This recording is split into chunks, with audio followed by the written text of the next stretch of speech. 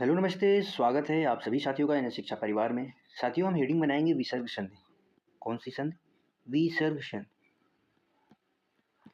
इससे पहले हम आपको ये बता देना चाहते हैं कि अगर आप हमारे चैनल पे हैं, नए हैं, तो चैनल को सब्सक्राइब करके वीडियो लाइक शेयर करें अपने दोस्तों के साथ। ठीक है साथी?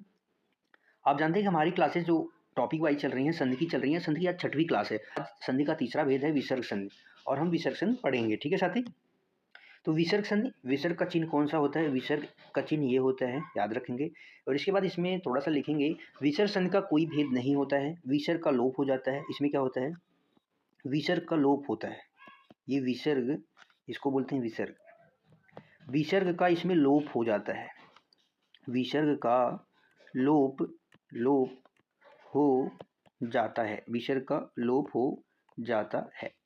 आप देखेंगे साथ ही इसमें, और इसमें लिखेंगे, संधि विच्छेद करने के लिए कुछ नियमों का पालन करना पड़ता है।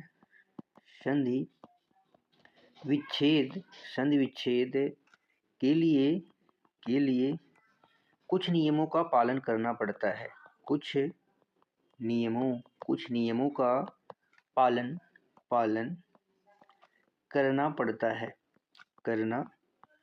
पड़ता है। और एक पॉइंट लिखेंगे साथी मेरे, संधि विसर्ग संधि का कोई भेद नहीं होता है। विसर्ग संधि का कोई भेद नहीं होता है। कोई भेद नहीं होता है। ठीक है साथी? विसर्ग संधि का कोई भेद नहीं होता, कुछ नियमों का पालन करना पड़ता है। तो नियम नंबर 1 लिखेंगे। क्या है नियम नंबर 1? नियम नंबर 1, विसर्ग के बाद घोष वर्ण आ जाए। विसर्ग के बाद संधि करते समय विसर्ग के बाद क्या आ जाए? घोष वर्ण आ जाए। घोष वर्ण आ जाए तो क्या होता है साथी? विसर्ग के स्थान पे विसर्ग आ जाए तो विसर्ग के स्थान पर क्या हो जाता है? ओ निर्मित होता है। ओ निर्मित हो जाता है। ठीक है साथी? हम यहाँ पे घोष वर्ण की बात करें, घोष वर्ण की, तो घोष वर्ण साथी कौन से होते हैं? वर्गीय व्यंजन का तीसरा, चौथा, पांचवां वर्ण। वर्गीय व्यंजन का तीसरा, चौथा, पांचवां वर्ण। इसके साथ में सभी स्वर के बाद य, उ, अंतस्थ व्यंजन य, र, ल और व, ये सब क्या होते हैं साथी मेरे?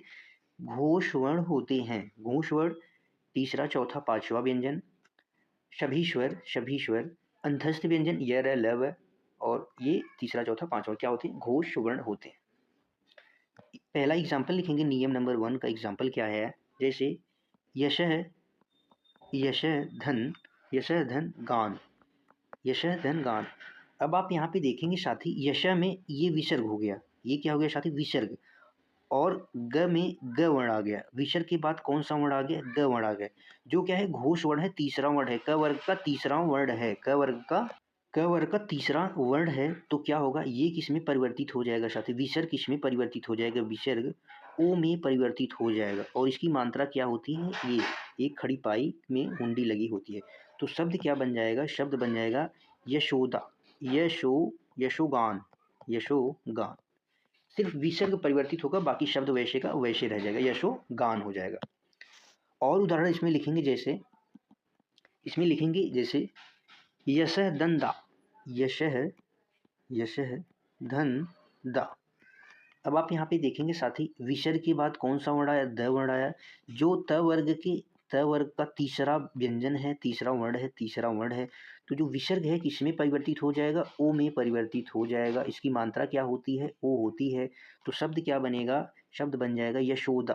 क्या बन जाएगा? यशोदा। ठीक है? कुछ शब्द और लिखेंगे, आपको बताना है कि फटाफट से क्या संधि होगी इनकी। जैसे हमने लिखा मनः धन विकार। मनः धन विकार, बताएंगे साथी क्या होगा इसका संधि। इसके बाद हमने कहा अधः प्लस भूमि, अधः धन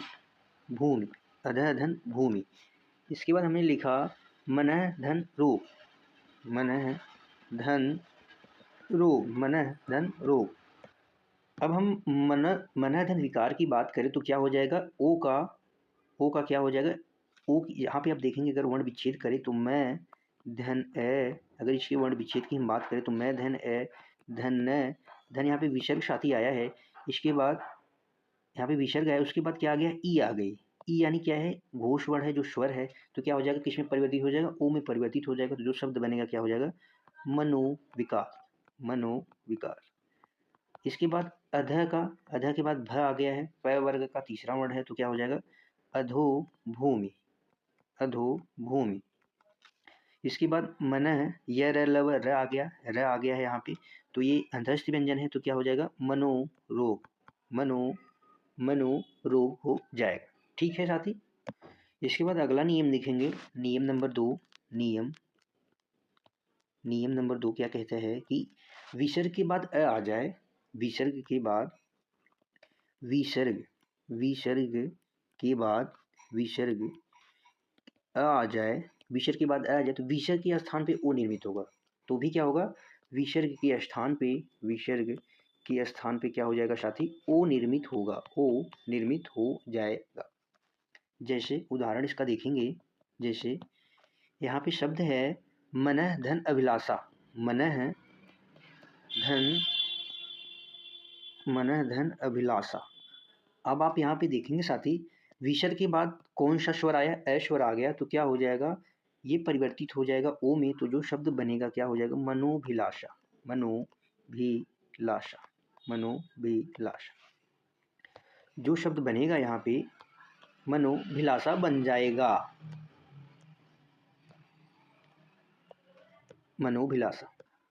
यहाँ पे हमने कहा विसर्ग के बाद अगर अ आ जाए तो विसर्ग ओ में परिवर्तित हो जाएगा, तो विसर्ग के स्थान पे ओ परिवर्तित हो जाएगा, विसर्ग और अ के स्थान दोनों के स्थान पे, यहाँ पे आप देखेंगे दोनों के स्थान पे क्या हो जाएगा, ओ, इसके स्थान पे ओ आ जाएगा। ऐसे ही एक शब्द और है मनः धन अनुकूल, मनः धन अनुकूल, अनुकूल, तो क्या बन जाएगा, मनोनुकूल, मनोनुकूल, मनोनुकूल शब्द बन जाएगा। ठीक है साथी, याद रखें। अगला नियम लिखेंगे, नियम नंबर 3 क्या कहता है, नियम 3 क्या कहता है, विसर्ग के बाद च छ आ जाए,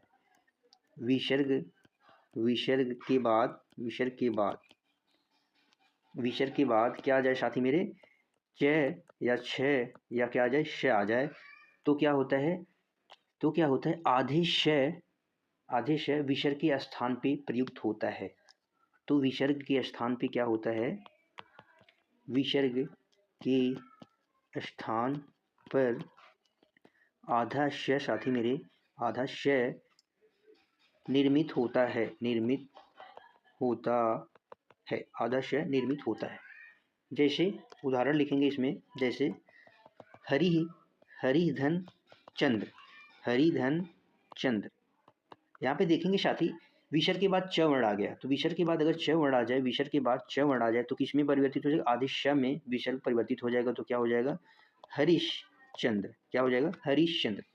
ऐसे ही निधन चय, यहाँ पे विसर्ग के बाद च आ गया तो क्या हो जाएगा, निश्चय, केवल विसर्ग के स्थान पर परिवर्तित होगा। ऐसे ही आ जाए अगर क्या शब्द आ जाए, यश धन शरीर, तो क्या हो जाएगा, विसर्ग के स्थान में श आ गया, तो क्या हो जाएगा, यशस शरीर, शब्द संधि हो जाएगी। ठीक है। अगला नियम लिखेंगे, नियम नंबर 4 क्या कहता है, विसर्जन का नियम नंबर 4, नियम 4 क्या कहता है, विसर्ग के स्थान पर त थ स आ जाए, विसर्ग के स्थान पे क्या आ जाए, त थ श, त या थ या श आ जाए, तो विसर्ग के स्थान पे आधा श निर्मित होता है, किसके स्थान पर, विसर्ग के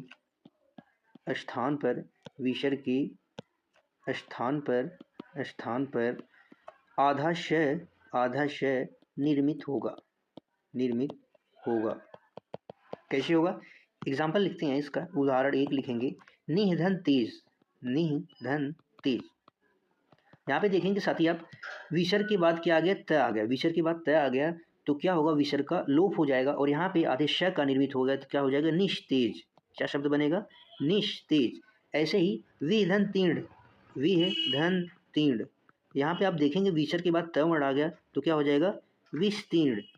क्या हो जाएगा साथी मेरे, विस्तीर्ण। जैसे इसमें लिखेंगे नमः, नमः धन ते।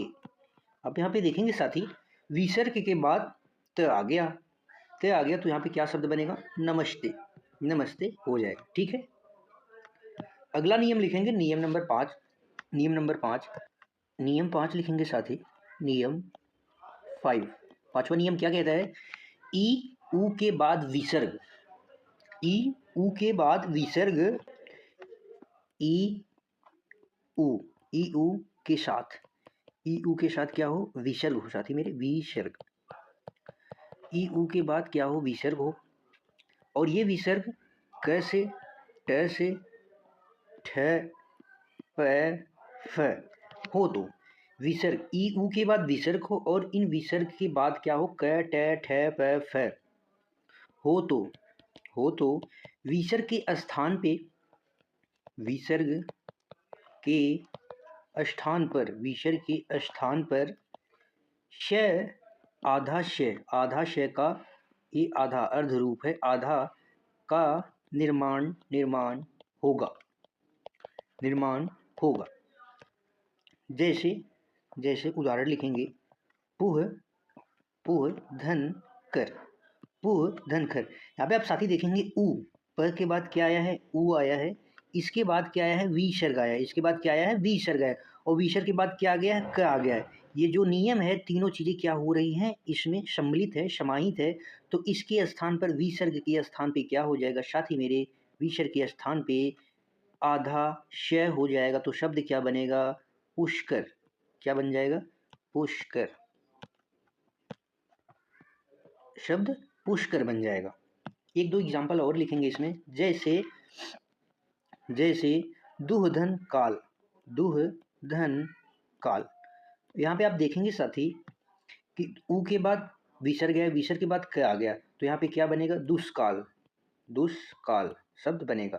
अगर दुष्काल का छंद विच्छेद पूछा जाए तो क्या हो जाएगा, दुधन काल। ऐसे ही निह, निह धन प्राण, यहाँ पे आप देखेंगे न के बाद छोटी ई की ध्वनि है, इसके बाद इसमें विसर्ग आया है, विसर्ग के बाद प आया है, क्या आया साथी, प आया है। तो नियम क्या था कि ई ऊ के साथ, ई ऊ के साथ विसर्ग हो और विसर्ग के साथ क, ट, ठ, प, फ हो तो विसर्ग का आधे श में, ये विसर्ग साथी है, आधे श में परिवर्तित हो जाएगा तो शब्द क्या बनेगा, निष्प्राण, निष्प्राण शब्द हो जाएगा, ठीक है। ऐसे ही निह, निह धन पाप, निह धन पाप से क्या शब्द बनेगा, निष्पाप। क्या बनेगा, निष्पाप, ठीक है। अगला नियम लिखेंगे नियम नंबर 6।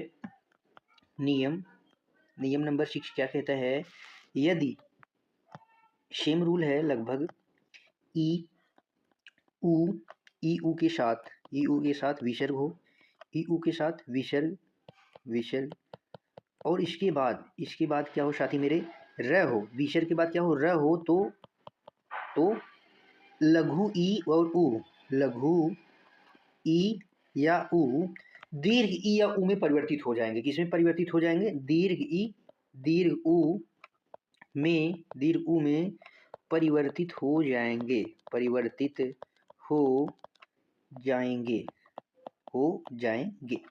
कैसे होंगे, एग्जाम्पल लिखेंगे, एग्जाम्पल लिखेंगे, निह, निह धन रोग, निह धन रोग। आप यहाँ पे देख सकते हैं साथी, न के बाद क्या आया है, छोटी ई की ध्वनि आई है, उसके बाद क्या है, विसर्ग आया, इसके बाद क्या आ गया साथी मेरे, र आ गया है। जब ये सारी चीज़ें नियम से मैच करती हैं, ये सारी चीज़ें मैच करती हैं तो दीर्घ जो ई है, क्या है साथी, दीर्घ जो ई है, ये लघु जो ई है वो किसमें, दीर्घ ई में परिवर्तित हो जाएगा, दीर्घ ई में परिवर्तित हो जाएगा और विसर्ग का लोप हो जाएगा तो क्या शब्द बनेगा, निरोग। क्या हो जाएगा, निरोग हो जाएगा, निरोग संधि बन जाएगा। ऐसे ही कुछ शब्द और लिखेंगे, जैसे निह, निह धन रज, निह धन रज, तो क्या बनेगा, न के बाद ई आई, ई के बाद विसर्ग, विसर्ग के बाद र आया तो बड़ी ई में परिवर्तित हो जाएगा, नीरज हो जाएगा। क्या हो जाएगा? नीरज। ऐसे ही दुह धन राज, दुह धन राज, दुह धन राज में ऊ के बाद क्या आया है? विसर्ग आया है। सबसे पहले तो द आया है, द के बाद ऊ आया है, ऊ के बाद क्या आ गया है? र आ गया है। तो जो दू है, बड़े ऊ जोन है, ये ऊ है, ये बड़े ऊ में परिवर्तित हो जाएगा, बड़ा ऊ। तो क्या शब्द बनेगा? दू, दुराज। क्या हो जाएगा? दुराज हो जाएगा। ठीक है साथी, अगला नियम लिखेंगे, नियम नंबर 7। नियम, अगला नियम है, नियम नंबर 7 है। ये नियम क्या कहता है? स्वर के साथ विसर्ग हो, स्वर, स्वर हो, स्वर के साथ, स्वर के साथ क्या हो? विसर्ग, स्वर के साथ विसर्ग हो, विसर्ग के साथ बाद में क्या हो साथी मेरे? घोष वर्ण आ जाए, घोष वर्ण आए। घोष वर्ण कौन से होते हैं? अभी हमने पिछले ही नियम में बात की कि तीसरा चौथा पांचवा वर्ण वर्गीय व्यंजन के प्लस सभी स्वर होते हैं। उसके बाद क्या होता है? उसके बाद क्या होता है? अंतस्थ व्यंजन य र ल व होता है।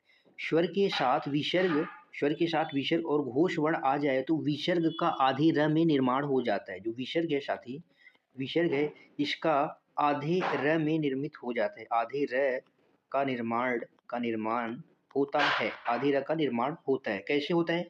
एग्जाम्पल लिखेंगे, जैसे निह धन, निह धन धन, निह प्लस धन, निह धन धन। यहाँ पे आप देखेंगे साथी ई आया है, ई के बाद क्या आया है? विसर्ग आ गया है। इसके बाद क्या आ गया है? ध आ गया है। क्या आ गया है? ध आ गया है। आप यहाँ पे देखेंगे विसर्ग का किस में परिवर्तित हो जाएगा? आधे र में परिवर्तित हो जाएगा। तो क्या शब्द बनेगा? निर्धन। आधे र में परिवर्तित हो जाएगा तो क्या बन जाएगा? निर्धर।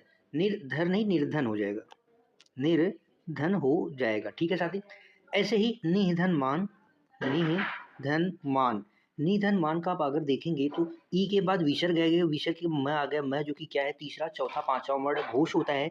पांचवा वर्ण है पवर्गीय व्यंजन का, तो क्या हो जाएगा? आधे र में विसर्ग परिवर्तित हो जाएगा, आधे र में। तो क्या शब्द बनेगा? निर्माण। क्या हो जाएगा? निर्माण हो जाएगा, निर्माण हो जाएगा, निर्माण हो जाएगा। ठीक है साथी, ऐसे ही और एक दो एग्जाम्पल लिखेंगे। जैसे कुछ शब्द फटाफट से लिखते हैं, आपको बताना है। जैसे दुह, दुह प्लस जन, दुह धन जन।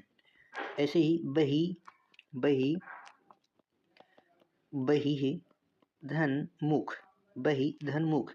निह धन आदर, निह धन आदर। बताएंगे साथी इसका क्या होगा संधि? निह धन आकार, निह धन आकार, निह धन आकार, निह धन अपराध, निह धन अपराध। बताएंगे साथी क्या हो जाएगा इसका आंसर?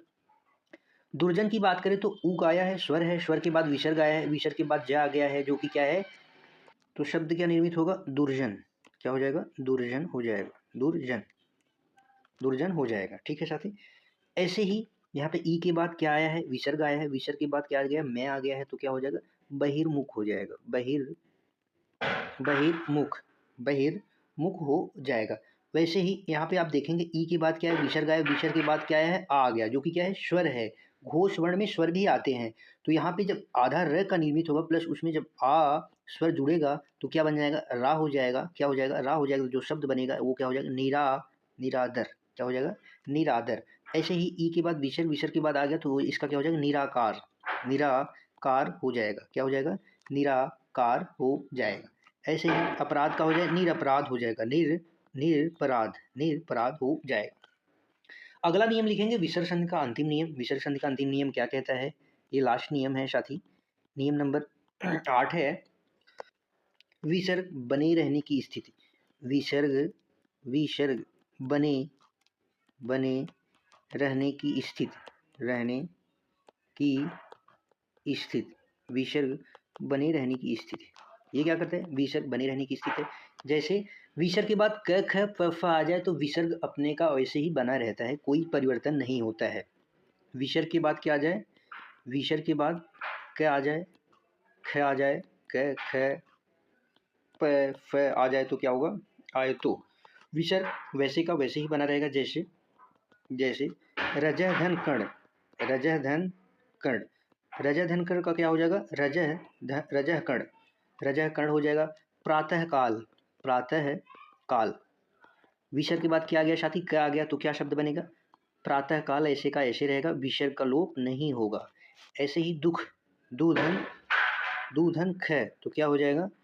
दुख हो जाएगा। क्या हो जाएगा साथी? दुख हो जाएगा।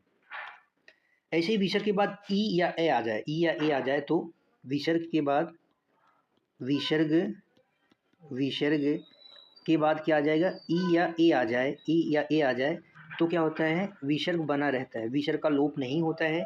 जैसे आप उदाहरण लिखेंगे, जैसे यशः, यशः धन इच्छा, यशः धन इच्छा का क्या हो जाएगा? यशः इच्छा, यशः इच्छा हो जाएगा। ऐसे ही अतः, अतः धन एव, अतः धन एव का क्या हो जाएगा साथी? अतः एव, अतः एव हो जाएगा। ठीक है साथी, क्लास को अंत तक देखने के लिए साथी धन्यवाद है। विसर्ग संधि का हमारा जो संधि था वो आज कंप्लीट होता है।